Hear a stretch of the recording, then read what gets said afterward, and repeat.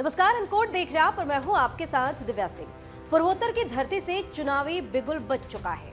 असम की हवा में इस वक्त सिर्फ विकास योजनाओं की घोषणाएं नहीं बल्कि तीखे सियासी हमलों की गूंज भी सुनाई दे रही है। विधानसभा चुनाव से पहले प्रधानमंत्री नरेंद्र मोदी ने असम के दौरे पर ऐसा आक्रामक तेवर दिखाया जिसने सियासत का तापमान अचानक से बढ़ा दिया है।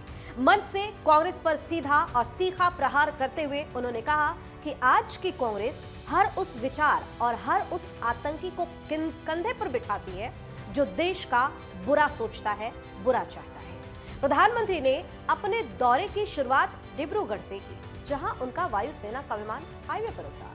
यह दृश्य अपने आप में प्रतीकात्मक था, इंफ्रास्ट्रक्चर और आत्मविश्वास का प्रदर्शन। इसके बाद विकास परियोजनाओं का लोकार्पण और शिलान्यास हुआ, लेकिन असली राजनीतिक संदेश बीजेपी की रैली से निकला। मोदी ने कांग्रेस पर हमला बोलते हुए कहा कि 10 साल सत्ता से बाहर रहने के बाद वो और ज्यादा जहरीली हो गई है, यानी कांग्रेस और ज्यादा जहरीली हो गई है। उन्होंने आरोप लगाया कि कांग्रेस असम की पहचान को मिटाना चाहती है और राज्य को फिर से अशांति और अराजकता की ओर धकेलना चाहती है।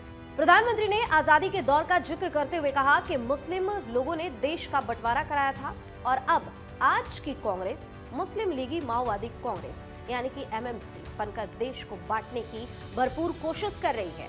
ये बयान साफ तौर पर चुनावी रणनीति का हिस्सा माना जा रहा है, जहां राष्ट्रवाद और सुरक्षा को केंद्रीय मुद्दा बनाया जा रहा है। उन्होंने कार्यकर्ताओं से अपील की कि वे जनता को कांग्रेस से सावधान करें। प्रधानमंत्री ने कहा कि असम ने पहली बार शांति और विकास की राह पकड़ी है। उन्होंने बोडो, कार्बी, आदिवासी और अन्य संगठनों के हथियार छोड़कर संविधान के रास्ते पर आने का जिक्र भी किया। एक समय जिस राज्य में हर साल सैकड़ों लोग हिंसा में मारे जाते थे, वहां अब हालात बेहतर होने का दावा किया गया। मोदी ने कहा कि कांग्रेस के समय 3G, 4G तो आए, लेकिन पूर्वोत्तर तक उन्हें पहुंचाने की इच्छा शक्ति नहीं दिखी, यानी कांग्रेस ने कोशिश भी नहीं की। मोदी ने आरोप लगाया कि कांग्रेस असम को घुसपैठियों के हवाले करना चाहती है। असम में ये मुद्दा लंबे समय से राजनीतिक बहस का केंद्र बना हुआ है। बीजेपी इसे राष्ट्रीय सुरक्षा और सांस्कृतिक पहचान से जोड़ती रही है और चुनाव से पहले इसे फिर से जोड़कर उठाया जा रहा है। इतना ही नहीं, प्रधानमंत्री ने अपने भाषण में ऑपरेशन सिंदूर का जिक्र भी किया और कहा कि देश ने हाल ही में भारत की शक्ति दिखी है।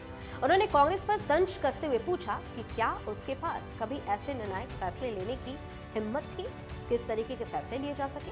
गुवाहाटी में बुद्ध कार्यकर्ताओं को संबोधित करते हुए उन्होंने पुलवामा हमले की बरसी का जिक्र किया और शहीदों को श्रद्धांजलि भी अर्पित की। उन्होंने कहा कि हमले के बाद भारत ने जिस तरह आतंकियों को जवाब दिया वो दुनिया ने देखा। ये संदेश सुरक्षा और मजबूत नेतृत्व की छवि को और मजबूत करने की कोशिश है। असम में अगले कुछ महीनों में चुनाव होने वाले हैं। इस दौरे को राजनीतिक विश्लेषक चुनावी शंखनाद के रूप में देख रहे हैं। बीजेपी के 30,000 से अधिक कार्यकर्ताओं को संबोधित कर मोदी ने संगठन को बूथ स्तर तक एक्टिव रहने का मंत्र भी दिया। असम की धरती से दिया गया ये भाषण आने वाले चुनाव की दिशा तय करने की कोशिश है। एक ओर बीजेपी डबल इंजन सरकार को स्थिरता और विकास का पर्याय बता रही है, तो दूसरी तरफ कांग्रेस पर तीखे आरोपों के जरिए राजनीतिक ध्रुवीकरण की जमीन भी तैयार की जा रही है। अब नजर इस बात पर होगी कि असम की जनता इन संदेशों को किस तरह से लेती है। चुनावी शंख बज चुका है और सियासी संग्राम अब तेज होता हुआ दिख रहा है। आप अपनी राय हमें कमेंट करके जरूर बताएं। वीडियो को लाइक और शेयर जरूर करें। चैनल को सब्सक्राइब करना बिल्कुल ना भूलें। बहुत बहुत धन्यवाद।